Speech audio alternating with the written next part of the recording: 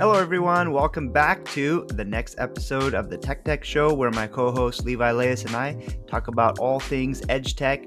We look at mixed reality, AI, Web3, and beyond. So in this week's episode, we are going to be continuing off of our topic from last week, which is We Fixed AI. So this is part two. We didn't quite get to finish last time, but this time we're going to be diving into probably one of the hottest topics related to AI, which is universal basic income. Is that something that will become a necessity? There's a lot of conflicting opinions on this. It's a very heated topic of debate, so we're going to be diving into that, and then if we have time towards the end, we'll talk about defense implications for AI as well. So yeah, Levi, this is a big one. I think we've got people on both sides of the spectrum. On one end, you say, hey, like, UBI is not good, it's not fair, it's going to disincentivize people from working, just making people lazy, making people drug addicts, whatnot. And then on the other end of the spectrum, there's a lot of people who say this will give us the freedom that we need. It'll let people pursue their passions and make us productive, more productive overall, because people will actually be doing what they love to do and not what they're forced to do. So what are your thoughts on kind of the both ends of this conversation, and maybe we can also dive into your proposed AI labor tax as well. Yeah. Yeah. So, just to preface a little bit, uh, reminding everybody the last episode we were talking about the safety issues with large language models and the potential of ramifications of letting it just go and unrestrained. We talked about Yep. education, and a lot of the fears and worry around not actually learning anymore because we have LLMs to do it all for us, and sort of some of the ways that we could restructure, refactor. I think we said school, so into something where you're still learning, but you're learning with the tools that you'll be using in the real world. After Yep. your education years. Yep. Um, and so then number three on the list is jobs. And I think that the biggest thing that I'm hearing, that the biggest fear is this idea that, like, oh, AI is going to replace my job. Mm-hmm. And so Mm-hmm. I think that there's different scales of this. So if you can 5x your development speed, which I can safely say I have done. I use ChatGPT. I use GitHub Copilot. I'm like all in on AI all day long. Mm-hmm. Yesterday when I needed to pick out a few colors, I had like 6 colors, and I'm like, I need more colors for this palette. I worked with ChatGPT, throwing stuff in, told it to give me an HTML, gave me an HTML I could just paste into my project, open up in Finder, double click. I'm looking at all my colors. I like legit just built this little color picking. Wow. ChatGPT built a color picking app for me so that I could get a vibe. And I was like, give me a white text and a black text that says test, that goes over That the is top of the incredible. colors so that I can see contrast. And it did it for me. And I'm like, okay, remove, this color, this color, and this color. Give me 5 more. Give me some red options. I mean, it was a blast. I would like, but I just was like working with an assistant to get something done. So as a developer, my job, uh, as a UI UX developer, especially, is to take a human's perspective, human's perception, the end product, whatever the monetization strategy is, whatever the goals are for the product owner, which I happen to be in this particular case. I take those requirements and then I Yeah. use ChatGPT to help fulfill them. Yeah. But I could do that with an actual junior developer, with Mm-hmm. an assistant, Mm-hmm. right? Yeah. Yeah. Um, but it would have taken more of my time. It would have taken more of Mm-hmm. that. It would have taken all of that junior developer's time, and that's both at the cost of time and money. Yeah. And so I think that where the optimists are kind of getting it wrong is like AI is not necessarily going to replace the developer's job, but Mm-hmm. it Mm-hmm. does replace whoever I would have just hired as a junior developer in that scenario, Yeah. Yeah. right? Correct. So if you can 10x your productivity and there's a finite amount of work to be done, then 9 people lost their job if you're Yeah. really really good at it, or you dropped your income down to 10% because, Yeah. let's say you're getting paid by the hour and you used to charge 10 hours, now you're charging 1 hour, Yeah. and you're competing against somebody who doesn't use ChatGPT, who has a whole team who's, bidding, their own, like, so it starts to get kind of nuanced right there, just Yeah. introducing like one or two variables. But then if you were to also add in the complexity of like, is there a finite amount of work? So Sam Altman, Mm-hmm. the founder of Mm-hmm. OpenAI, says that there's a, what did he call it? A labor shortage, or it wasn't labor shortage. It was like A supply. basic a supply. Yes, Supply shortage. supply shortage of work, right? Yeah. Of workers. And so this idea that like now that we have this AI, there was 10 times the amount of stuff that needed to be done, and so it'll just fill up that. But the challenge there is that supply shortage didn't necessarily have the money just sitting there waiting to be spent. It's Yeah. not like there's this huge economic surplus that would like even be able to utilize this increase in Mm-hmm. supply, Yeah. right? And Yeah. so I think that we have to look at it with all of these variables. And so Yeah. and that is the AI labor concern, the labor Yeah. problem, the jobs problem. And we've talked a little bit about UBI. You introduced it a couple minutes ago. Do you want to maybe describe UBI in a little bit Yeah. more detail for So anybody who's not really familiar? yeah. Yeah. So before I get into that, I saw an article. I think it was yesterday or the day before that McDonald's has opened up its very first fully automated, employee-less facility, where you order Whoa. automated. There's a robot in the back that makes the burgers, and like everything's like it's kind of a prototype location, but it's fully everything's automated, and even their customer support. Like if you want to speak to a manager, that's basically AI, which is it says a lot now, for what you Yeah. can do. So in that Wait. scenario, How long yeah, has Japan been doing that though? Right? I probably mean, for we're like just 20 years. I mean, yeah, yeah. We're just catching up. yeah, Japan's totally into stuff like that. They love, I don't know why, but they just love that kind of stuff. But yeah, so you think like all the college students, all the high school students who normally like their first job would be, something with very low skill, like a fast food place, with all of those jobs, let's say hypothetically, all of those jobs go away. Now we still need people to spend money. We still need people to buy products. We still need society to move on, people to be able to pay their rent.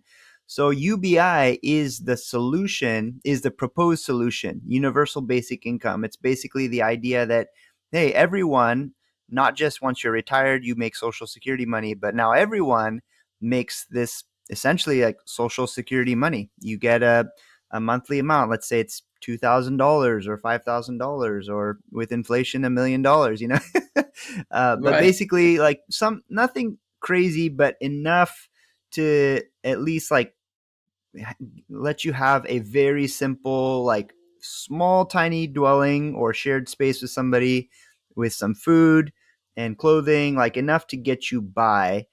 And the reason why this would be needed is because automation is taking more and more jobs, and companies are making more and more money.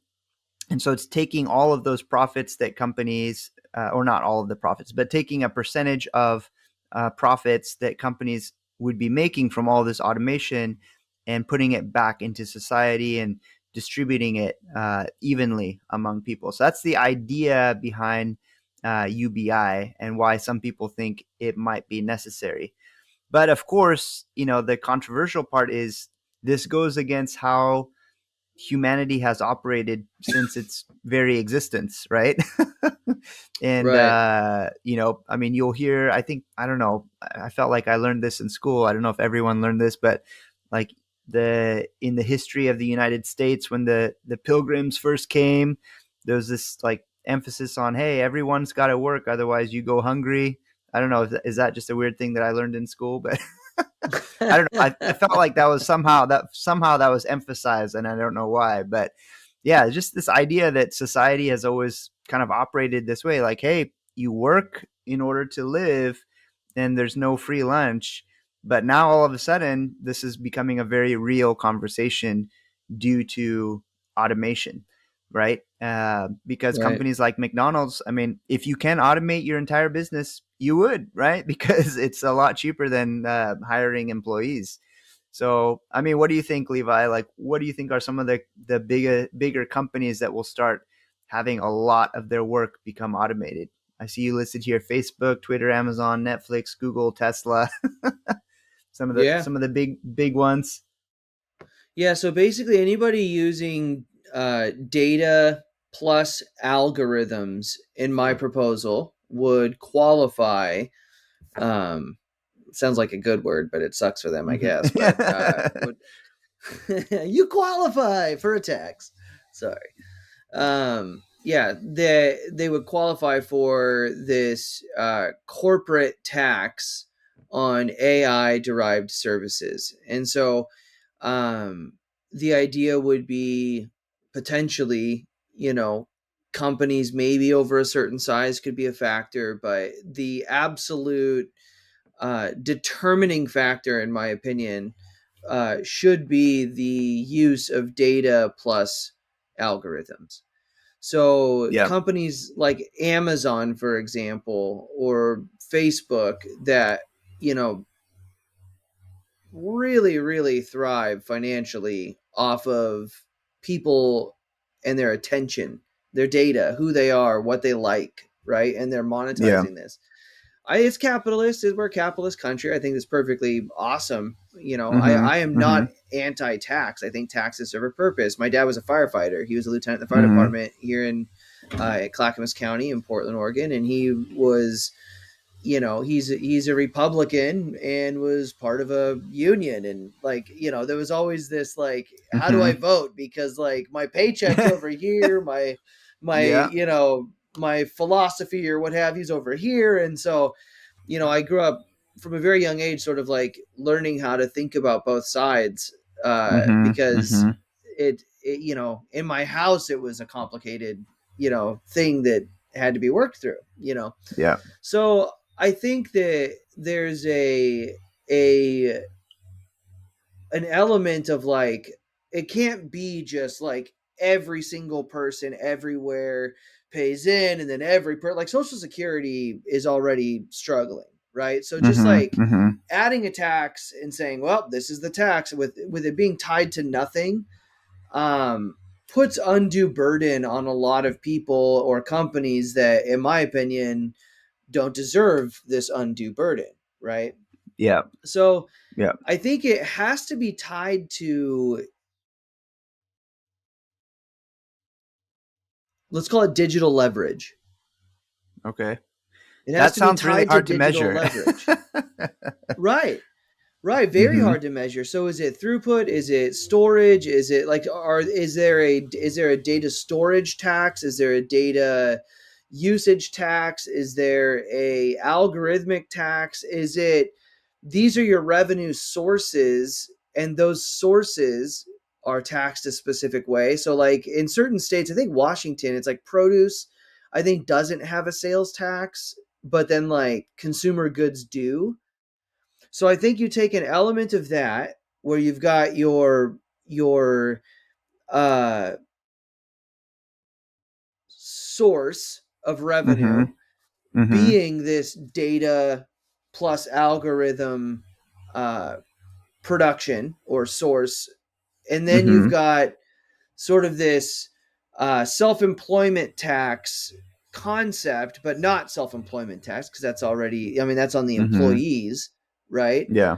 But it would be something similar to that, but on the corporation for some sort of predetermined ratio or percentage of that revenue that's Okay. generated from, so like 20% or Yeah. 15% or what have you of revenue generated by Yeah. these So services. let's go into nuance a little bit. So let's say I have a studio with 5 employees, right? And Right. suddenly, like we all, adopt ChatGPT and AI services, and we're now able to be like 10 times more productive, and we're able to outbid people, and we're able to do 10 times more contracts and 10 times, how right? Like, how does the government measure that? How does the government say, hey, actually, you should normally have had 50 people, but you only still have five. So, therefore, we're going to tax you for the other, 90% of work that you're doing or revenue that you're making or profits. We're going to tax that at this 20%. Like, that seems like when you start to get into the weeds, right? Like, how do you Mm-hmm. actually measure it from a government perspective gets really tricky because I think productivity naturally goes up over time due to technology anyway. It's just now it's Right. accelerating like crazy, right? And so it's like Right. it starts to get really, I think it's a lot easier for like the McDonald's that went fully autonomous. They're like, hey, you have no employees, so we're gonna tax everything, right? That seems like an easy Right. one. But as soon as they add in a manager, it's almost like the person who owns a big land that buys a cow so that they reduce their tax rate, right? It's Right. suddenly Right. classified as like farmland, right? So it's like, is there a Yeah. loophole Now where you like, get well, to we're gonna, defer your taxes. yeah, right? So is there a loophole where you just hire one employee, the sacrificial employee, to be there, so that you're not taxed at the AI rate, right? Or I don't know. I Right. think I honestly think that if society does go to UBI and it is taxed this way, these will be the not too dissimilar to what we do now without AI, right? Other loopholes that we do, but Right. it'll be interesting to see how corporations try to like get around the AI tax, right? Right. And so I think, one of the getting into nuance like that is, I Uh huh. think, probably the very first step in moving towards the solution. It's like throw out an idea, let's solve these edge cases or very common cases in your scenario. So I would say that a corporate tax at that level on data plus algorithms, Mm-hmm. I think, doesn't touch that scenario. Hmm. So Okay. I would say that, if you're using a tool like a computer, or like if you're using a technology that's helping you improve, um it would be something along the lines of, if you're subscribing to a service that is offering this accounting solution, or offering an HR solution, or offering a suite like Salesforce, could offer a suite of all these different solutions. I think that that company would be utilizing data in a way that would qualify, versus you in your scenario using tools as a consumer, Yeah. right? So Yeah. I don't believe it would be a consumption tax. It might get passed on as a consumption tax. Yeah. It would make things maybe more expensive, but I think that's kind of where you do pay more because the prices went up. The prices went up because of this tax, but the prices went up to be able to afford this amount of money that just floats all the way up and then moves over Yeah. into this UBI bucket. So I Yeah. think that the economics of it pull out more, like you don't 10x your profitability, you might 10x your efficiency, but maybe Mm-hmm. you 6x or 7x your profitability.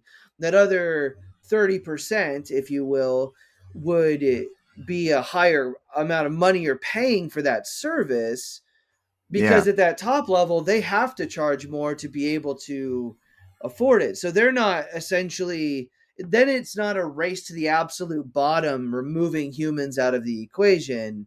It's essentially Yeah. partitioning off a part of it that ends up going back to people as automation outpaces uh human ability, if you will. Yeah. Like Yeah. humans can't do a lot of these things at some point. And so Yeah.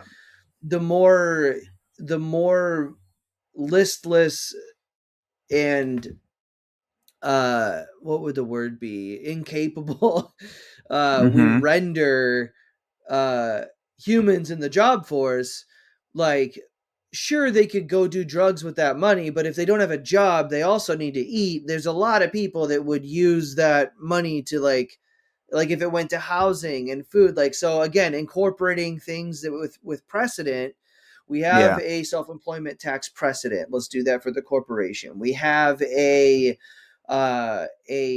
sales tax precedent that says these things are taxed, these things aren't. Let's use that as a precedent. And then I think that we uh, have a entitlements precedent where you have food stamps, you have housing, you have, like, so you have these solutions.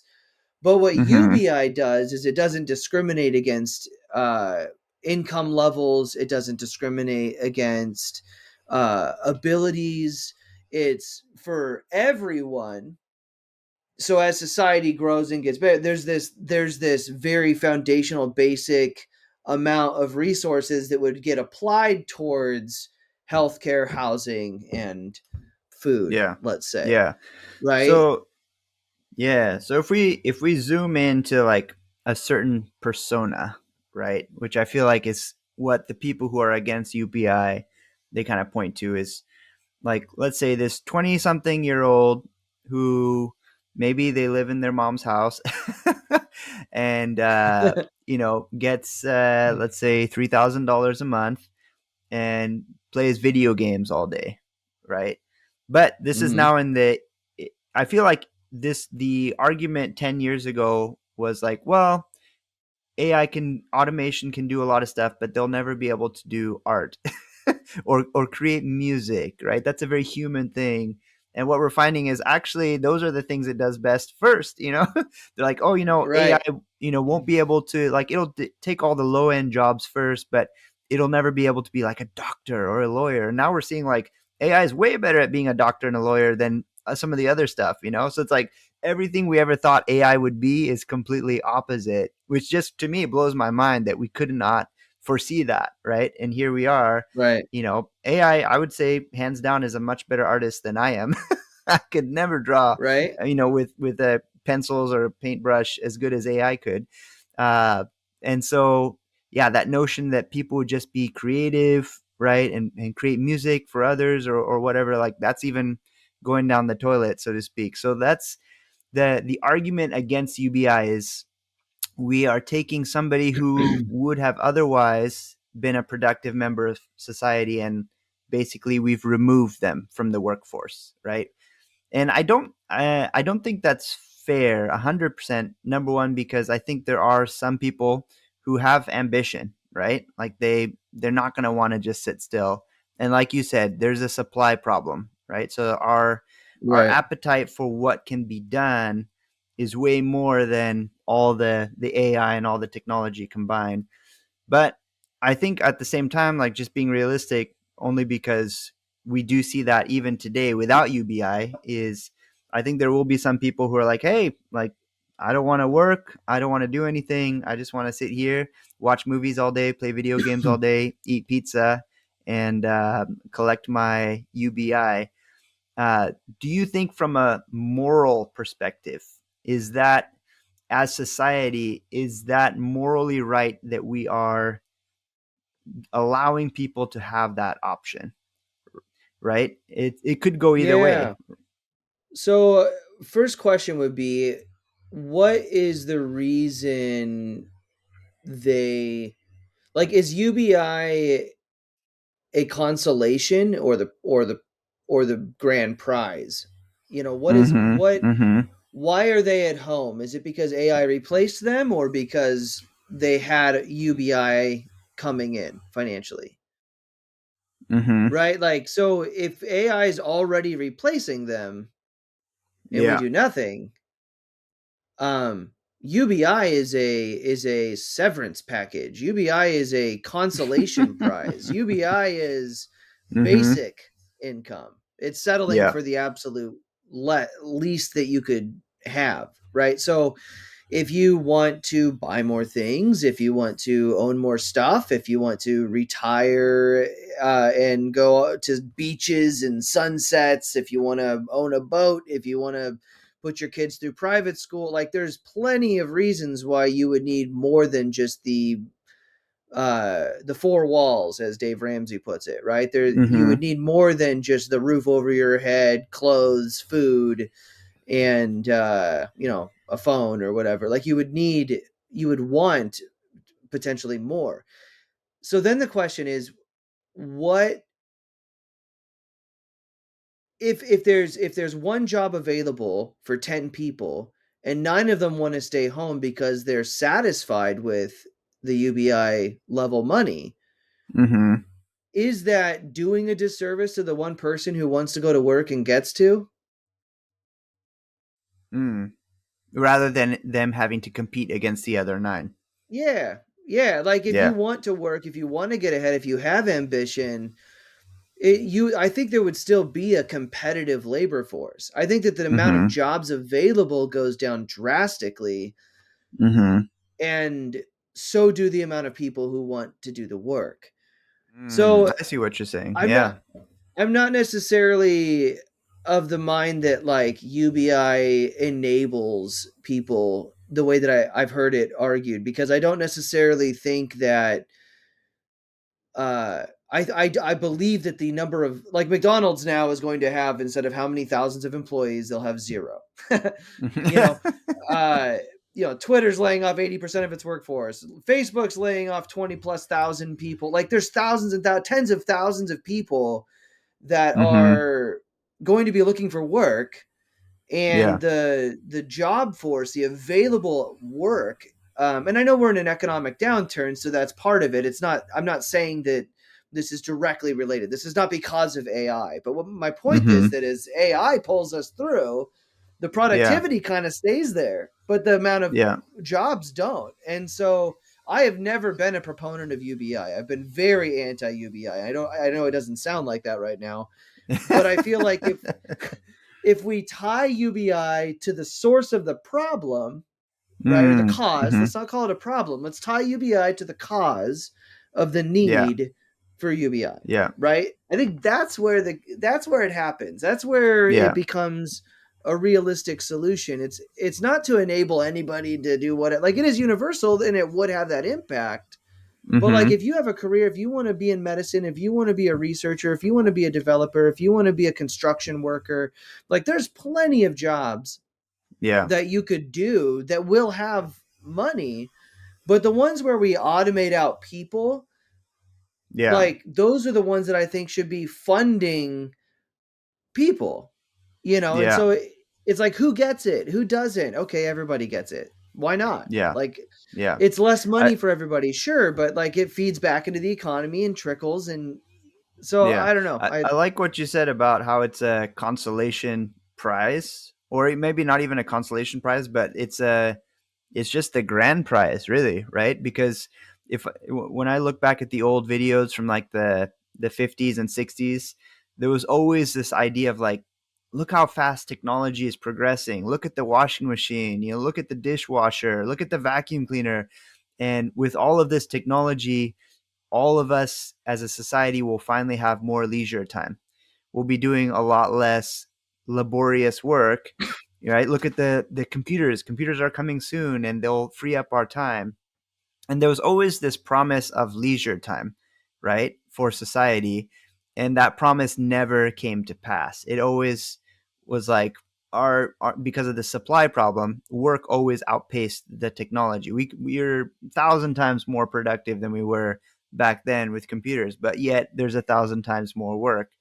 But maybe that promise, and I don't actually believe it in my heart that this will actually happen, but for the sake of discussion, maybe that promise finally will come to pass where it's like, hey, now technology finally has given us leisure time, and UBI is what it looks like. Otherwise, how can you have it, right? So in a sense, like Right. we're there, we've arrived, like we hit that promise of technology that's been talked about for generations and for decades. And UBI allows us to have that leisure time, and we achieved it. The reason why I say, like, in my heart I don't think that'll actually happen is because I think that supply problem that we're talking about is so huge that, like, Right.